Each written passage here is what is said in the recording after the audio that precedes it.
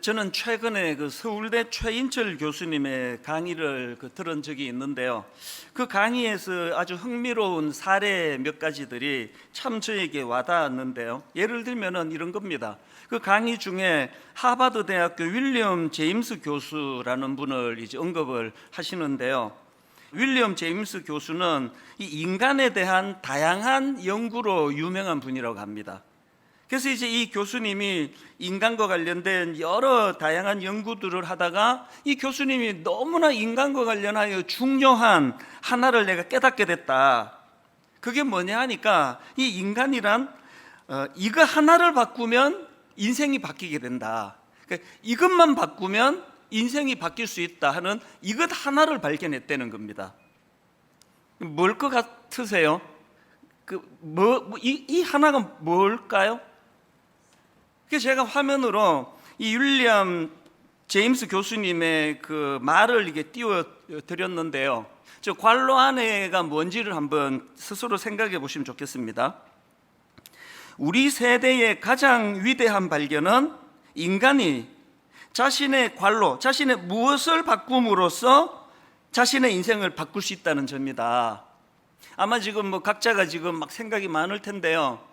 아마 자기의 열등감이 또 관로 안에로 대시될 경우도 많을 거예요. 예를 들면은 어떤 분은 지금 외모, 자신의 외모가 바뀌면은 내 인생이 바뀔 것 같다. 이렇게 생각하는 분도 계실 거고요. 또 어떤 분은 학력, 어떤 분은 성격, 각자마다 이제 그 생각이 다 다를 텐데 그 강사님이 이제 자기 친구한테 그 이야기를 했대요. 그래서 이제 윌리엄 제임스 교수가 이거가 바뀌면 내 인생이 바뀔 것 같다면 자네는 그게 뭘 것 같은가 그랬더니 바로 이렇게 얘기하더래요. 이렇게 얘기하더랍니다. 마누라. 웃기려고 한 얘기 같긴 한데요. 그게 사실이라면 아마 그분의 아내분은 남편이라고 생각을 할지도 모르겠습니다. 이런 외적인 조건이 바꾸어서 내 인생이 바뀌는 게 아니고요. 이제 저 관로 안에 자신의 무엇을 바꿈으로써 자신의 인생을 바꿀 수 있다는 점이다 할 때 저 관로 안에 정답은 이 미국 사람이니까 영어로 attitude예요. attitude. 우리말로 하면은 이 마음의 태도. 인간은요, 그 마음의 태도를 바꿈으로 인생이 달라질 수 있다. 이런 그 인간 연구에 굉장한 권위를 가진 하버드 교수님이 그런 말을 했다는 겁니다. 참 그 주장이 옳다고 생각이 되는 게요. 여러분 그 빅터 프랭클 박사라고 아시죠? 2차 대전 당시에 그 나치가 만든 아우슈비츠 강제 수용소에 끌려가서 그야말로 그 절망의 구렁텅이를 뒹굴 것 같은데 끝까지 그 죽음의 문턱까지 갔지만 아주 그 강인한 정신력으로 버텨내고 그래서 살아남은 그런 아주 대단한 인물 아닙니까? 이분이 이제 자기가 경험한 그 끔찍한 아우슈비츠 강제 수용소의 공포를 기억하면서 내린 결론이 하나 있는데요. 자, 이것도 화면으로 띄워드렸거든요. 관로를 한번 정답을 맞추어 보세요. 인간에게서 모든 것을 다 빼앗아갈 수 있지만 한 가지 자유는 빼앗아갈 수 없다. 바로 어떤 상황에 놓이더라도 삶에 대한 관로만큼은 자신이 선택할 수 있는 자유이다. 뭘 것 같으세요? 정답은 똑같습니다. attitude, 삶의 태도. 이거는 우리로 치면은 그 무슨 간증 비슷한 자기 경험에서 나온 이야기 아닙니까? 그 히틀러의 나치가 자기의 모든 걸 다 빼앗아 갔습니다. 그래서 자기를 그 수용소에 가두기까지 했는데 모든 걸 다 빼앗아 갈 수 있지만 그 나치가 이런 상황에서도 흔들리지 않는 내 마음의 태도, 이 애티튜드만큼은 그들이 빼앗아 갈 수 없다. 그리고 이것을 뺏기지 않았기 때문에 나는 그 절망의 수용소에서도 희망으로 살아낼 수 있었다. 이게 바로 애티튜드라는 겁니다. 이런 강의를 쭉 하시는 그 교수님이 보니까 그 크리스찬 같으세요. 성경을 가지고 또 설명을 하네요. 우리가 잘 아는 빌립보서 2장 5절 너희 안에 이 마음을 품으라 곧 그리스도 예수의 마음이니 여기 나와 있는 이 마음을 영어 성경으로 보니까 예수 그리스도의 애티튜드라고 그러는데 그래서 제가 강의가 끝나고 막 찾아봤습니다. NIV에 이렇게 돼 있더라고요. Your attitude should be the same as that of Christ Jesus. 우리말 그대로 이 NIV 말씀을 직역하자면 너의 이것이 예수님의 그것과 같아야 된다. 너의 이것이 attitude래, attitude. 사람을 대하시는 예수님의 attitude. 십자가를 앞에 놓고 예수님이 가지셨던 attitude. 수많은 군중들이 열광하고 왕을 삼으려고 박수를 칠 때 예수님이 그것을 대하시는 attitude.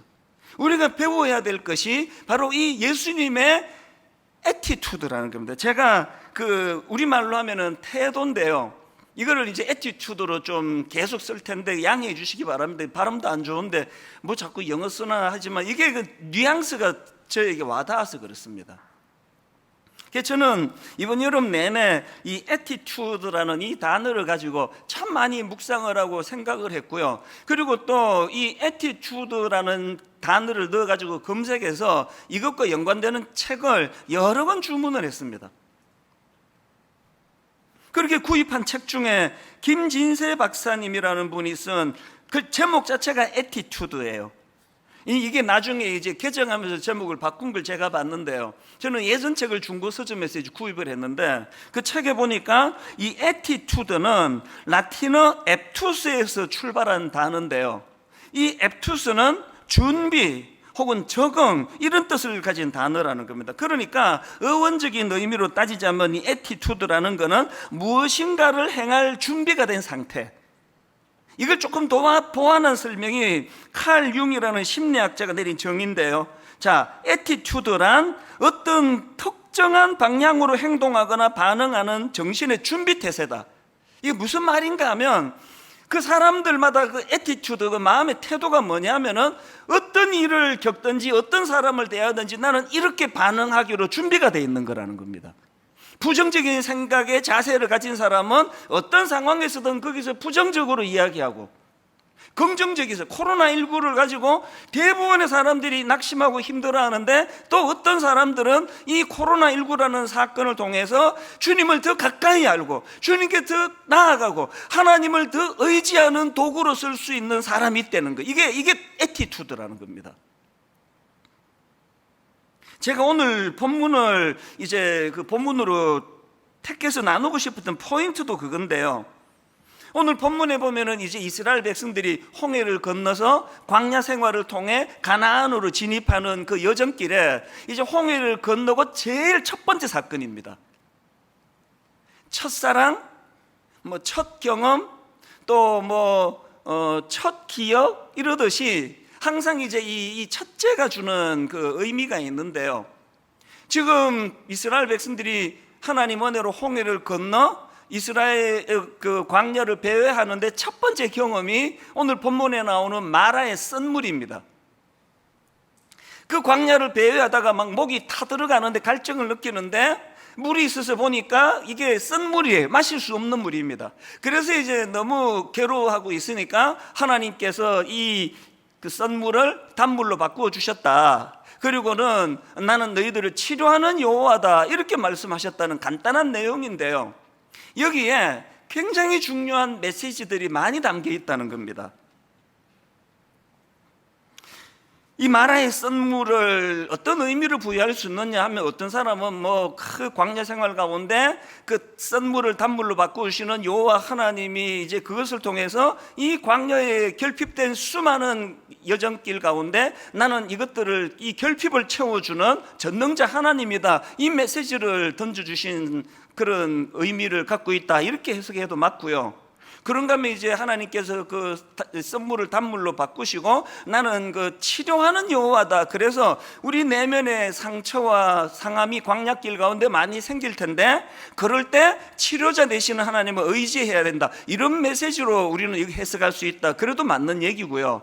다 맞는 얘기예요. 그런데 이걸 좀 더 큰 그림으로 포괄적으로 이 그림을 찾아서 여기서 교훈을 찾자면 어떤 메시지를 얻을 수 있을까 이런 생각을 하면서 보니까 제가 그 24절이 눈에 띄는 겁니다. 본문 23절을 다시 한번 보세요.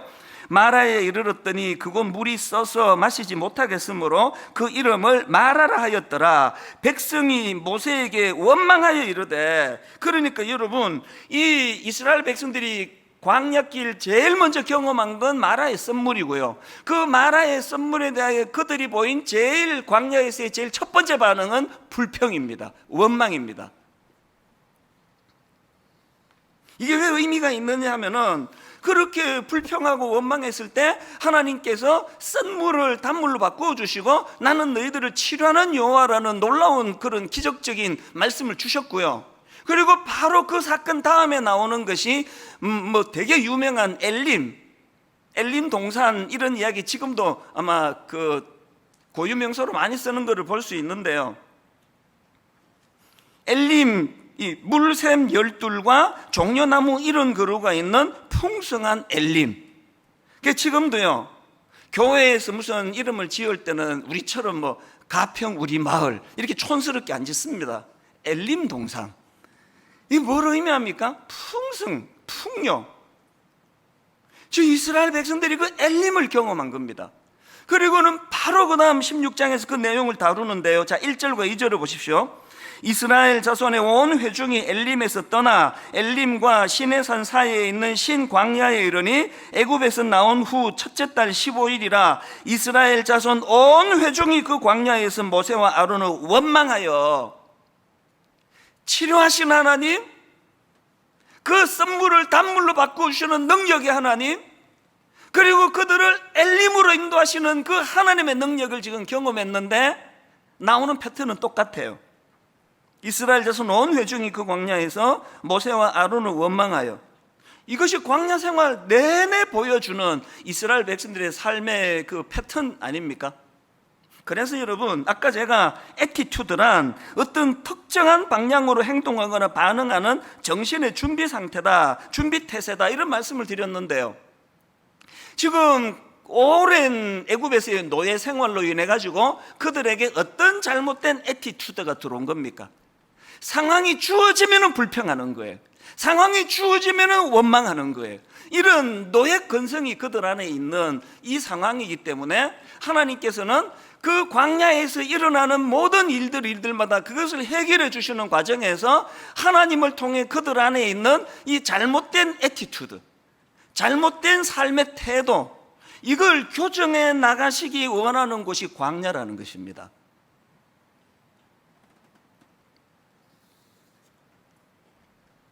태도를 바꾸면 성공이 보인다. 이번에 제가 또 구해서 본 책 중에 하나인데요, 그 책에 보니까 아주 흥미로운 이야기 하나가 담겨져 있습니다. 이거 제가 예전에 한번 인용한 것 같기도 해요. 어떤 환자 한 분이 이 병원을 찾아서 의사 선생님과 상담하는데 막 죽을 것 같다는 거예요. 이렇게 말합니다. 선생님, 저는 요즘 만지는 곳마다 다 아픈 것 같습니다. 늙어가는 건가요? 몸이 쇠약해지는 건가요? 무릎을 누르면 무릎이 아프고 배를 누르면 배가 아픕니다. 여기 관자놀이 옆을 만지면 거기도 아프고요. 도대체 무엇 때문인가요? 그래서 이제 그 의사가 옛날에 나온 책이니까요, 전신 엑스레이 촬영을 이제 했다는 겁니다. 요즘으로 치면 MRI 촬영 이런 거겠죠. 전신을 샅샅이 점검을 하고 의사가 답을 찾은 겁니다. 그래서 그 환자분을 불러서 이제 이런 설명을 했습니다. 선생님께서 왜 만지는 곳마다 아픈지 이유를 찾아냈습니다. 몸에는 이상이 없는데요, 손가락이 부러져 있습니다.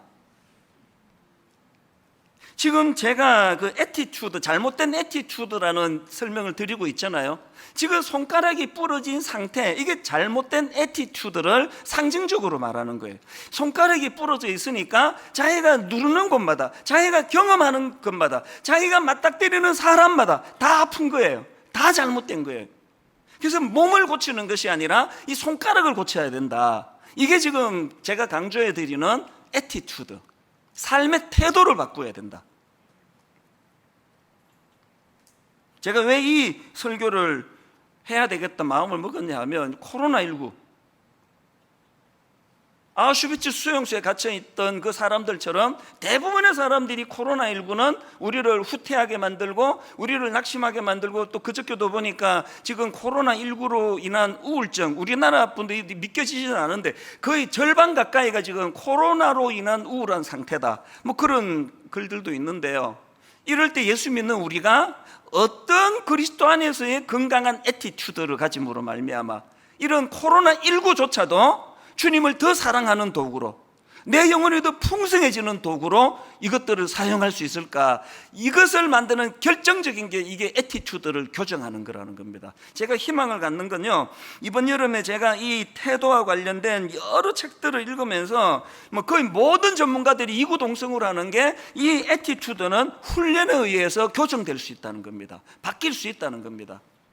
오늘 여러분, 영적인 이 노예 생활이라고 하는 이 약한 이 세상 속에서 잘못 습득된 우리 내면의 애티튜드가 성령의 은혜와 능력으로 훈련됨으로 하나씩 하나씩 교정되어가는, 그래서 주님 닮아가는 성숙이 이루어지게 되기를 주님 이름으로 축복합니다. 자, 그럼 뭘 교정해야 될까요? 여러 가지가 있지만 저는 대표적으로 두 가지, 이 교정해야 될 두 가지 부정적인 태도가 뭐냐? 첫째는요, 자기 자신에 대해서는 절망의 습관입니다. 절망의 습관.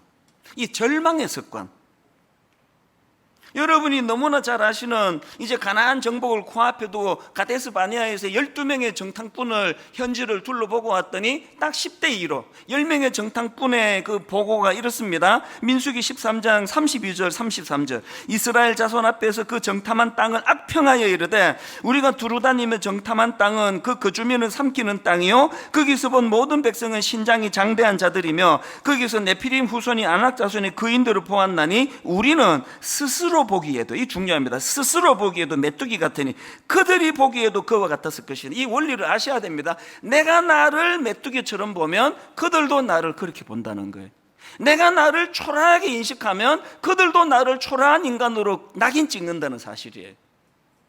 지금 광야 생활을 그렇게 오래 배회했으면서 그들 내면에 아까 제가 그 애티튜드에 대한 그 정의를 해드렸잖아요. 애티튜드란 어떤 특정한 방향으로 행동하거나 반응하는 정신의 준비태세다. 이미 그들은 난 메뚜기다, 난 보잘것없다, 우리는 비참한 인생이다. 그래서 뭘 보고 오든지 간에 그들 앞에 우리는 메뚜기 같은 존재다라고 대답을 준비가 되어 있으니까 그것만 보이는 거예요. 똑같은 것을 보고 온 그 두 사람 있잖아요. 요수아와 갈렙. 똑같은 것을 봤는데 그 장대한 사람들을 보고 그도 우리 밥이다, 우리 그도 이길 수 있다, 이게 애티튜드라는 거예요. 여러분이 보여지는 사물은 어떤 것들이세요? 온 사물이 다 시뻘겋게 보이세요? 시퍼렇게 보이세요? 노랗게 보이세요? 그 색깔 안경을 끼고 있어서 그런 거예요. 성령의 안경으로 바꾸게 되시기를 바랍니다. 안경을 바꾸시면 보는 바탕 색깔이 달라질 수 있다는 그 이야기거든요. 저는 이런 점에서 자기 자신에 대해서는 이 절망의 습관이라는 이 표현을 썼는데요. 여러분, 그 요한복음 5장에 보면은 예수님께서 38년 된 병자를 고쳐주시는 내용이 나오지 않습니까? 그런데 그 과정에서 예수님이 참 이상한 질문을, 뻔한 질문을 던지십니다. 요한복음 5장 6절, 예수께서 그 누운 것을 보시고 병이 벌써 오래된 줄 아시고 이러시되 네가 낫고자 하느냐?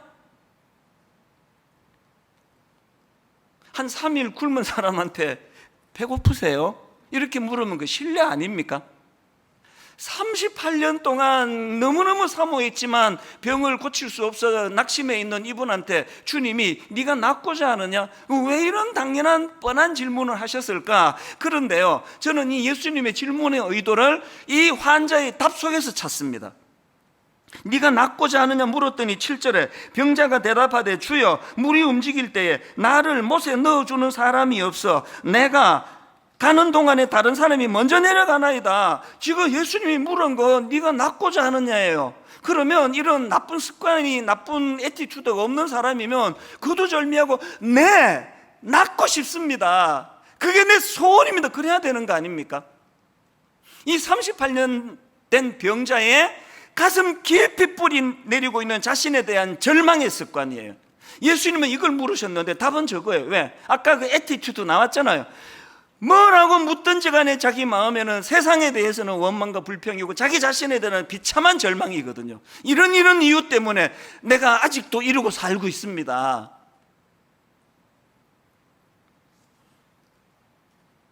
코로나19 시대에 우리가 두려워해야 되는 것은 이것이 우리에게 절망의 습관을 가져올 거예요. 온 이야기가 다 절망적인 얘기니까요. 저는 오늘 성령님이 저와 여러분 심령 속에 이 강력한 질문 하나가 던져지기를 원합니다. 네가 낫고자 하느냐? 네가 낫고자 하느냐는 질문 앞에 이 절망의 습관으로 답하지 마세요. 하나님, 우리 가정이 얼마나 비참한지 아십니까? 하나님, 코로나19 때문에 지금 경제적으로 죽을 것 같습니다. 주님은 그 38년 된 병자 내면에 오래된 절망의 습관을 교정해 주시기를 원하십니다. 그런가 하면 두 번째로 우리가 교정해야 될 부정적인 태도가 하나 더 있는데요, 자기 자신에 대해서는 절망의 습관이라면 타인에 대해서는 원망의 습관입니다. 원망의 습관.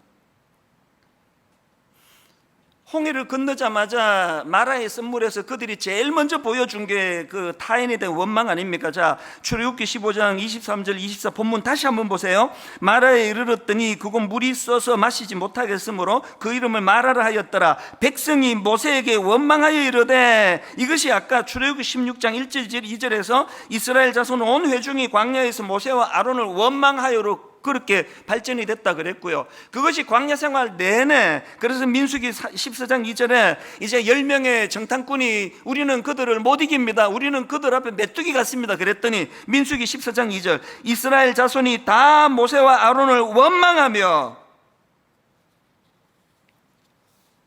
이를 악물고 나 자신에 대하여 뿌리 깊은 이 절망의 습관, 어떤 상황에 맞닥뜨리든지 간에 나는 안 된다, 나는 초라한 인생이다, 나는 성공할 수 없다, 우리 가정을 회복이 어렵다, 이 절망의 습관이 절망의 습관.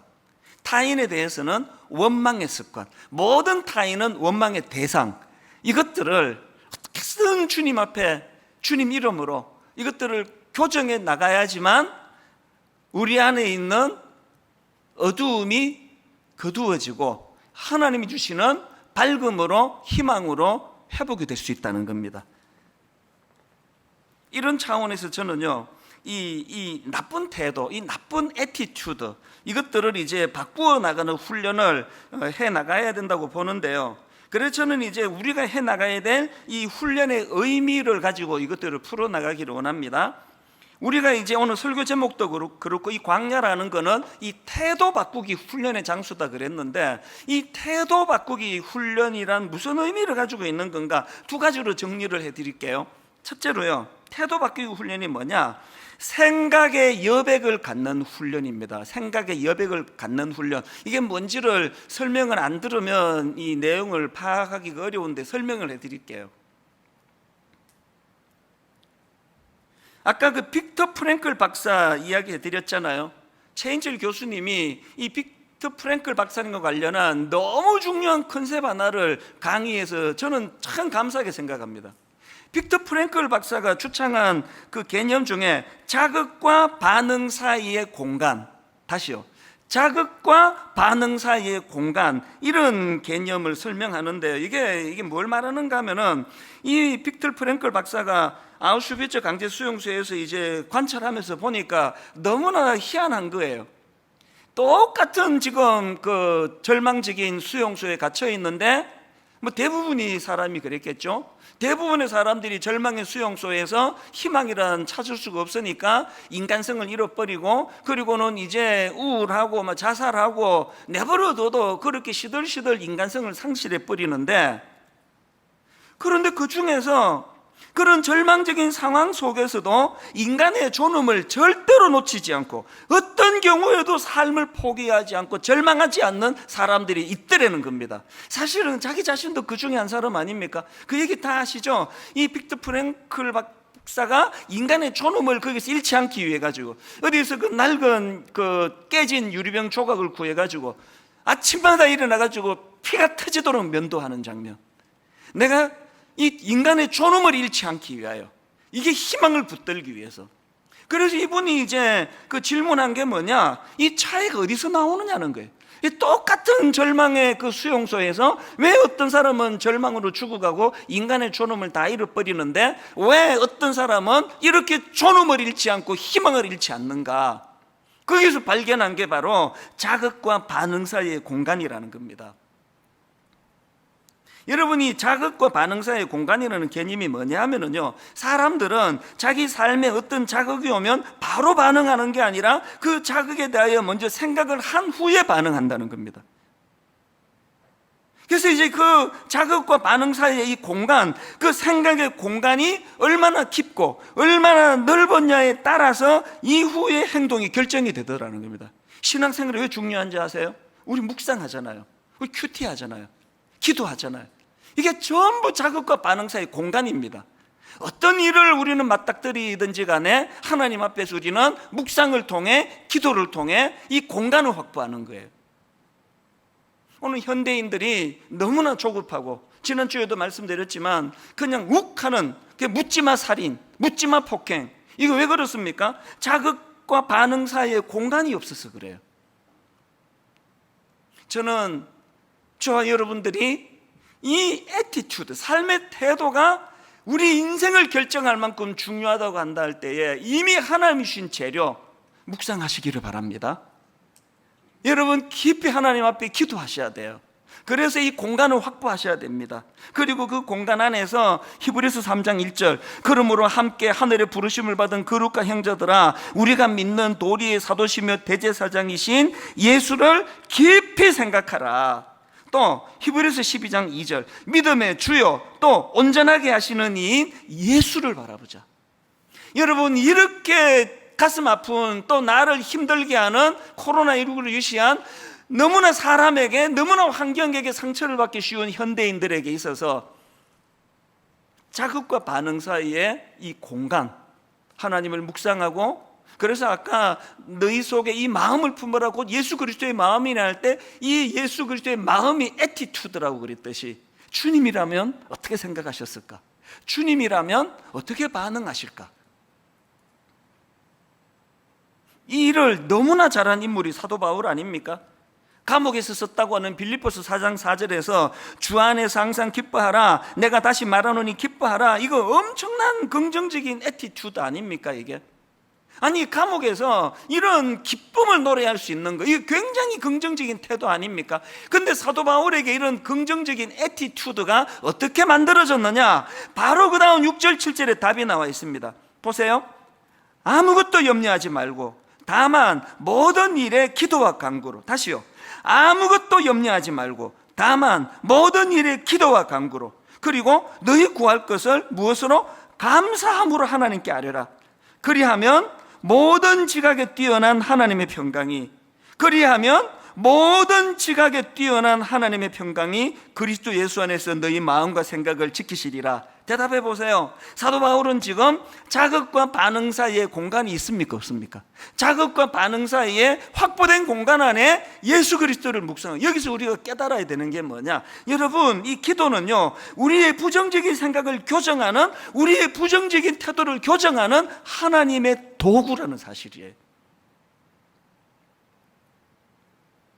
그런가 하면 두 번째로 태도 바꾸기 훈련이라는 게 뭐냐? 미래지향적인 목표 갖기 훈련입니다. 미래지향적인 목표. 이스라엘 백성들이 가진 치명적인 잘못된 애티튜드는 끊임없이 과거지향적이에요. 그 출애굽기 한번 읽어보세요. 막 틈만 나면은 과거로 돌아가자예요. 틈만 나면은 애굽으로 돌아가자예요. 민수기 14장 2절부터 4절도 보십시오. 이스라엘 자손이 다 모세와 아론을 원망하며 온 회중이 그들에게 이르되, 우리가, 그 다음 보세요, 우리가 애굽 땅에서 죽었거나 이 광야에서 죽었으면 좋았을 것을 지금 과거 얘기를 하고 있습니다. 그 다음 3절, 어찌하여 여호와가 우리를 그 땅으로 인도하여 칼에 쓰러지게 하려 하는가? 우리 처자가 사로잡히리니 애굽으로 돌아가는 것이 낫지 아니하랴. 그래서 결론 4절, 이에 서로 말하되 우리가 한 지휘관을 세우고 애굽으로 돌아가자. 제가 코로나19가 여러분을 생각하면서 두려운 게 이거예요. 오늘 그렇게 믿음 좋아 보이는 어떤 분에게 있어서 코로나19 때문에 교회당 가서 예배를 드리지 못하는 게 조금 길어짐으로 말미암아 우리가 애굽으로 돌아가자, 하나님 알던 이전으로 돌아가자. 오늘 우리가 하나님 앞에 이 애티튜드, 이게 내 인생을 결정한다고 한다면 하나님 오늘 이 상황들이 재료가 되어서 미래지향적인 인물이 되기를 원합니다. 그래서 여러분 지금과 같은 때는요, 빌립보서 3장 13절 14절을 묵상하셔야 됩니다. 형제들아, 나는 아직 내가 잡은 줄 여기지 아니하고 오직 한 일, 즉 뒤에 있는 것은 잊어버리고 앞에 있는 것을 잡으려고 표대를 향하여 그리스도 예수 안에서 하나님이 위에서 부르신 부름의 상을 위하여 달려가노라. 세 번역으로 14절 끝부분을 보니까 목표점을 바라보고 달려가고 있습니다. 한 2주 전서부터 제 마음에 막 춤을 추면서 상상하는 게 하나 있습니다. 그랬더니 그저께부터 또 막 뉴스가 더 이거를 더 저를 자극을 시키는데요. 뭐냐 하니까 요즘에 저는 이제 새벽에 말씀 묵상을 막 머리에 집어넣고 1시간 한 20분 정도 빠른 걸음으로 한 10,000보씩 걷거든요. 계속 걸으면서 요즘에 한 2주 동안에 마음으로 영적인 상상력을 가지고 춤을 추는 게 하나 있습니다. 미래지향적인 게 뭐냐, 점점 코로나가 이렇게 오래 간다, 또 번지기 시작한다, 어느 교회에 확진자가 생겼다, 이런 일이 터질 때마다 내 안에 이 상상력이 주는 노래는 더 커집니다. 그게 뭔지 아세요? 계속 상상하는 게, 여러분 코로나19가 언젠가는 끝날 거 아닙니까? 백신 나오고. 내 마음의 상상력이 이거예요. 어느 날 국가적으로 국민 여러분, 드디어 코로나19가 종식되었습니다, 이렇게 선언되는 바로 그 다음 주일날 전 교회적으로 모여 축제 같은 예배를 드리는 꿈을 꾸기 시작했습니다. 너무 가슴이 벅찬 거예요. 막 마스크 다 벗어 던져버리고 막 답답해 힘드시잖아요. 그리고 막 이게 드문드문 앉아있으니 이게 무슨 재미예요. 막 옛날처럼 막 더운데 막 딱딱 들어붙고 앉고 막 인사하다가 침 막 튀고, 저는 막 거룩한 침이 막 여기저기서 터져 나오는 그날을 꿈꾸고 있습니다. 내 침이 저분에게 튀고 저분의 침이 내게 튀어도 해를 주지 않은 막 그 상상을 해요. 그래서 이제 코로나19가 종식되었습니다라는 국가적인 선포가 있고 난 바로 그 다음 주일 예배가 한 번도 드려보지 못한 가슴 벅찬 예배가 되기를 꿈꾸고 있습니다. 같이 꾸십시다. 마음껏 내 교회로 달려갈 수 있고, 누구에게도 주저하지 않고 무슨 이야기든 침튀가면서 할 수 있고, 껴안아줄 수 있고, 축복할 수 있고, 눈물을 닦아줄 수 있고. 한 2주 동안에 제 마음에 너무너무 기쁨을 줍니다. 아침에 저는요, 여름이 너무 좋거든요. 딱 하나라 그래, 이유 2가지라 그랬는데 수박은 원래 맛이 없어가지고 별로 기대가 안 되고요. 나는 이 새벽에 여름 아침이 길어서 너무 좋아요. 이제 그 하지를 중심으로 요즘에 해가 조금씩 이제 짧아지는 게 너무너무 난 너무 아까워요 지금. 그 이른 새벽에 막 빠르게 걸으면서 꿈을 꾸는 겁니다. 상상하는 겁니다. 표대를 향하여. 아까 일부 시간에요, 아침 7시 예배 아닙니까? 성도님들하고 이제 설교 말미로 이 찬양을 부르는데요, 주님 다시 오실 때까지 나는 이 길을 가리라. 현실은 너무 좁은 문입니다. 현실은 너무 좁은 길입니다. 십자가 져야 됩니다. 그런데 우리가 꾸는 꿈, 나의 가는 이 길 끝에서 나는 주님을 보리라. 주님 다시 오실 때까지 나는 일어나 달려가리라. 아까 일부 시간에 이 찬양을 부르는데요, 막 하나님이 은혜를 주셨는지 마스크 쓰고 막 이렇게 막 드문드문 앉아 계시는 분이 막 눈물로 이 찬양을 부르는데 막 너무 가슴이 뜨거워지는 겁니다. 결론을 이렇게 맺기를 원합니다. 이것도 최근에 제가 구입한 책에서 나온 시인데요, 태도를 바꾸면 성공이 보인다. 이 시 읽어드리고 오늘 말씀을 정말 가슴 벅차게 마무리하기를 원합니다. 내용을 화면으로 올려드렸습니다. 이 배는 동쪽으로, 저 배는 서쪽으로 갈세.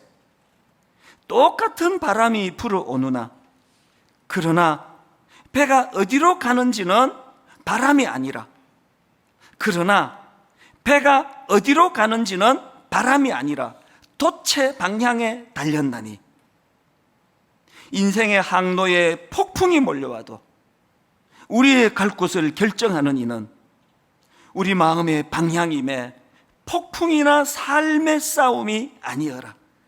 오늘 여러분, 너무너무 기대감을 가지고 가정을 출발했다가 그 상대방에게 상상할 수 없는 아픔을 경험하신 분, 꿈을 가지고 시작한 그 사업에 폭풍이 몰려와 어려움에 빠져 계시는 분, 건강을 다치신 분, 배가 어디로 가는지는 바람이 아니라 돛의 방향에 달렸나니, 성령님이 주시는 예수 그리스도를 닮은 태도를 회복하심으로 말미암아 모든 전문가들이 얘기하잖아요. 환경이 아니라 그 환경을 대하는 그 사람의 애티튜드, 그 사람의 태도가 그 사람의 행복을 결정한다. 예수 믿는 저와 여러분은 태풍이 없는 인생이라서 행복한 것이 아니라, 배가 어디로 가는지는 바람이 아니라 돛의 방향에 달렸나니, 더 많은 광풍으로 힘들어하시는 분이 계시다면 그 돛의 방향을 정해주시는 하나님 은혜로 더 많은 활력이 여러분 삶 속에, 여러분 가정에 부어지게 되기를 주님 이름으로 축원합니다. 오늘 말씀을 기억하시면서 유난히 더 사모하는 마음으로 우리 이 찬양을 주님께 불러드리면 좋겠습니다. 주님 다시 오실 때까지 나는 이 길을 가리라. 하나님, 현실은 좁은 문, 좁은 길, 십자가 없이 갈 수 없는 고난의 길이고 막막한 길이지만, 그러나 우리는 그 이스라엘 백성들처럼 과거지향적인 애굽을 그리워하는 사람 아닙니다. 우리는 나의 가는 이 길 끝에서 주님을 볼 기대, 그래서 주님 다시 오실 때까지 미래를 향하여, 하나님 나라를 향하여 나는 일어나 달려가리라. 주의 영광 온 땅 덮을 때 나는 일어나 노래하리. 저처럼요, 코로나19가 종식이 되는 그 다음 주일날 한없이 원없이 함께 모여 주님을 찬양하고 눈물로 주님을 예배하는 그대를 기대하고 사모하면서 기다린다면, 오늘의 이 아픔이 코로나19로 인한 낙심이 회복의 도구가 될 줄로 믿습니다. 이 소망을 가지고 한번 우리 찬양을 불러 하나님께 올려드리기를 원합니다. 주님 다시 오실 때까지, 주님 다시 오실 때까지 나는 이 길을 가리라. 이 길을 가리라. 현실은 힘듭니다. 좁은 문, 좁은 길, 좁은 길, 나의 십자가 지고, 나의 십자가 그러나 우리의 애티튜드, 나의 가는 이 길 끝에서 나의 가는 이 길 끝에서 나는 주님을 보리라.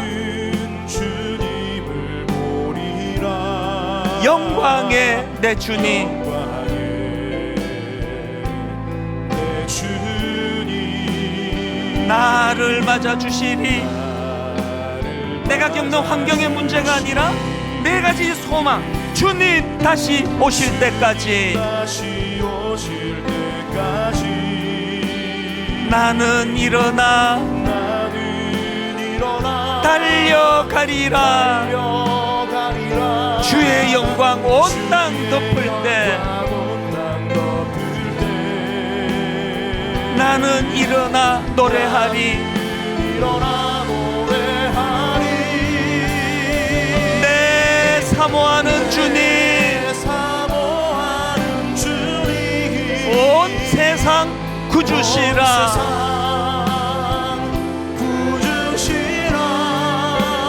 내 사모하는 주님, 영광의 왕이시라. 우리 다시 한번 가사에 집중하면서 우리 다시 한번, 주님 다시 오실 때까지.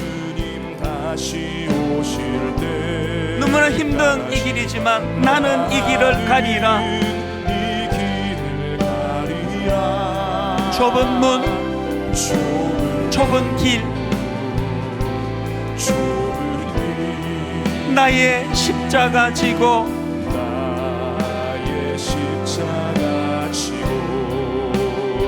나의 가는 이 길 끝에서 나는 주님을 보리라. 영광의 내 주님, 주님 나를 맞아주시리. 맞아주시니 선포하십시오. 주님 다시 오실 때까지 사도 바울과 같이 미래를 향하여, 앞을 향하여 나는 일어나 달려가리라. 어떤 것도 나를 멈추게 할 수 없습니다. 주의 영광 온 땅 덮을 때 나는 일어나 노래하리. 위축되지 아니하고 선포하기 원합니다. 내 사모하는 주님, 온 세상 구주시라.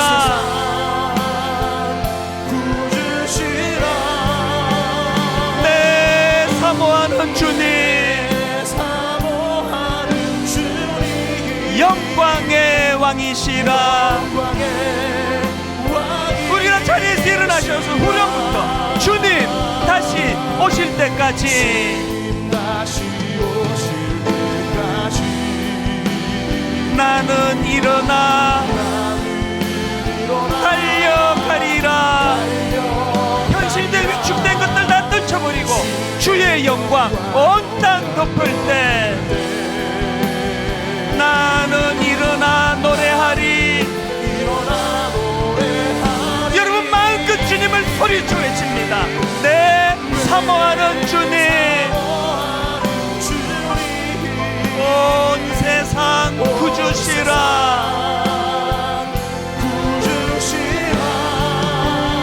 내 사모하는 주님, 영광의 왕이시라. 우리 마지막으로 한 번 더 후렴부터 이렇게 선포합니다. 주님 다시 오실 때까지 상황에 위축되지 아니하고 나는 일어나 달려가리라. 상황에 위축되지 아니하고 주의 영광 온 땅 덮을 때 나는 일어나 노래하리. 내 사모하는 주님, 온 세상 구주시라.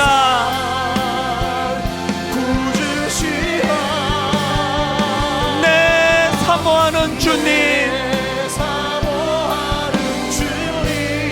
영광의 왕이시라.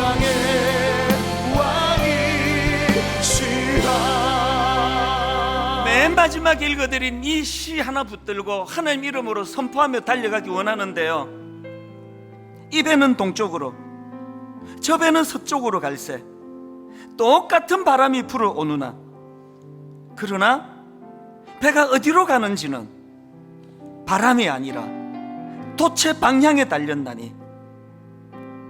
배가 어디로 가는지는 바람이 아니라 돛의 방향에 달렸나니. 하나님 오늘 주신 말씀대로 내 잘못된 애티튜드, 내 잘못된 태도가 인생의 광야에서 교정이 되고 내 잘못된 태도가 주님의 태도로 덧입어질 때에 우리에게 불어닥치는 인생 항로에 몰려오는 폭풍은 더 빨리 가게 만드는 도구가 될 줄로 믿습니다.